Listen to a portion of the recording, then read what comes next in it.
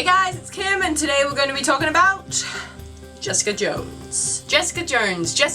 Who the f is Jessica Jones? Okay, I know Jessica Jones came out like 1,000 years ago, and I have not yet reviewed it, and I feel like a stupid person because I've been trying to do it for ages, but I just haven't done it, and that's my excuse. But today I'm finally going to review it, so let's talk Jessica Jones. By now, all of you should have seen this, so we can talk and there can be the spoilers. We can do the spoilers and talk about it with the spoilers. So firstly, what is Jessica Jones? I went into this show knowing nothing about Jessica Jones. I just knew that she existed in a comic called Alias. I didn't actually know she was a superhero or anything like that. That is as far as I knew what was her. What? But Marvel made a series anyway, and we love Marvel, we love Netflix, and when they're put together, they have little babies like Daredevil, and we think, well, can you have another one? So let's do a basic plot.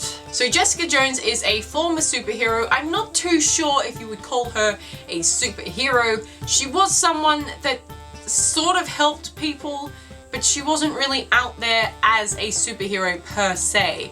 So I would say she was somewhat of a half-quarter superhero, but somehow it all went to crap and she decided to hang up her non-existent cape and she now works as a private investigator in her own office called Alias Investigations. Now, we knew this series was not gonna be the light-hearted fun we see in the Marvel films.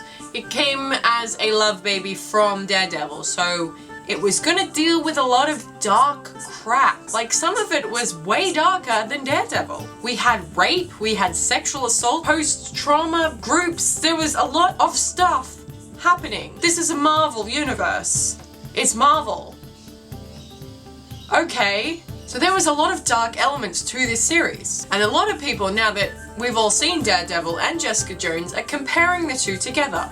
And really, I don't think that's fair, because I can't say that I enjoy Daredevil more than Jessica Jones. I can't say I enjoy Jessica Jones more than Daredevil. For me, they were two completely separate things. They had different ideals, different characters, different storylines. They weren't similar in any way to me, except the fact that Marvel and Netflix slapped their logo on it. Now, you could argue that there was a lot more action in Daredevil and that their main character was a man, so that boys would be more connected with Daredevil, and that Jessica Jones had a female lead, so females would be more connected to it, and it was just all about issues and emotions and emotional trauma when a man sort of overtakes a woman's life, that kind of thing.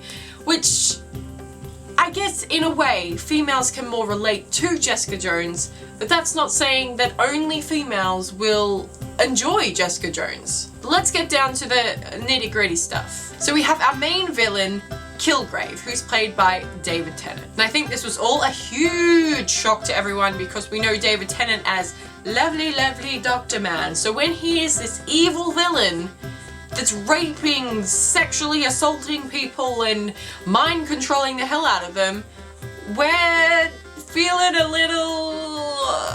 I can't find a verb or some sort of adjective to describe my feelings, so just take that noise as what we were all feeling internally when he creepily did everything that he did. Kilgrave, aka the Purple Man as he's known in the comics, has the extreme power of mind control. He can make anyone do what he wants. It is freaking scary. And when you think of mind control, you think, oh yeah, it's just a power where you can get what you want. But I think they pushed this to the limit. And now this idea of mind control is just so absolutely terrifying that you really wouldn't have thought anything like that before. You wouldn't have thought too much into mind control, that it was just a fun little thing that you can get what you want. But the level, as I said, that this show goes to is just insane. You're scared for everyone that comes in contact with this man. Because yes, he is psychotic, but he's also in his own way charming, which is absolutely terrifying. Now, Jessica Jones and Kilgrave have this huge rift between them, because the backstory of them is that Kilgrave became obsessed with Jessica, absolutely obsessed, and then brought her under his control. So she was doing everything he said. They were sleeping together, they were doing other things. The end result is that she actually killed someone, an innocent person that he had told her to take care of. And after that moment, she was able to break the mind control and be free. But we don't know that she's free until basically 3-4 episodes before the end of the series. And when she figures out that she's free, she finally takes control and goes after Kilgrave. So that's why I found the first part of this series so intense. You were just so terrified for her and all of the characters that were around him. You didn't want anyone to be caught out because you knew that would be their certain death. Now, I would love to talk about every single character that ever existed in this series, but we don't have time. So I'm going to talk about some of the main characters that I want to have a discussion about. Now, we've talked about Jessica Jones, we've talked about Kilgrave. What I want to talk about is the police officer, Will Simpson. Now, I think a lot of people will join me in saying WTF. So originally we just saw him as an extra that was introduced into the story to move the plot along. We thought he'd just die and he'd be gone, but no, he stayed, and he was basically a lead supporting character, which was so strange because it just seemed the way that they were pushing him that he would just get killed and that would be the end of him.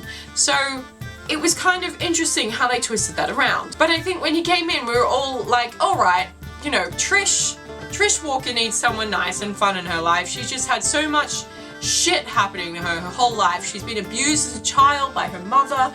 Then we have Kilgrave coming back and scaring the sweet Jesus out of everybody. So it was nice for her to have someone that she deserved and she was able to be happy. But then he turned crazy. Like, what? That whole Soldier Peel story just like came out of nowhere.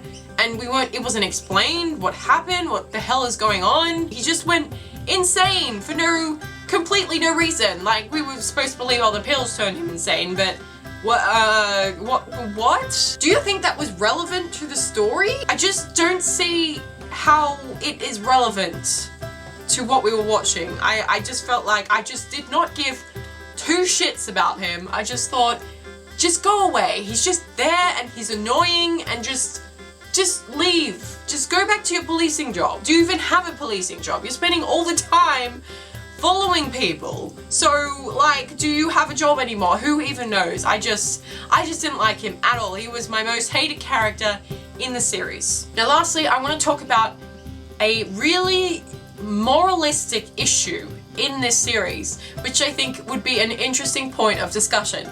Now, the main issue I want to talk about was, obviously there was a plot point somewhere in the story, I think it was like halfway through, that Kilgrave basically confesses that he loves Jessica. Although we can probably see it's more of like a weird obsession because we're not sure if he can actually love people. So it's like a love, obsession, admiration thing going on. Now, we know at the end of the series, you guys would all watch it because it's a spoiler now, is that Jessica kills Kilgrave. Kills Kilgrave? Really? You can't even fix that sentence. So she kills him at the end of the series because she feels there's no other way to stop him. There's just no way. You can't cure him, you can't do anything. So you just have to kill him to stop him from hurting all these people that he could in the future. So one of the main points I want to talk about is there was a point in the story when Kilgrave basically offers an opportunity to Jessica. We see Jessica sort of turning him good, which is something so strange because we've seen him literally raping and sexually assaulting and killing and being,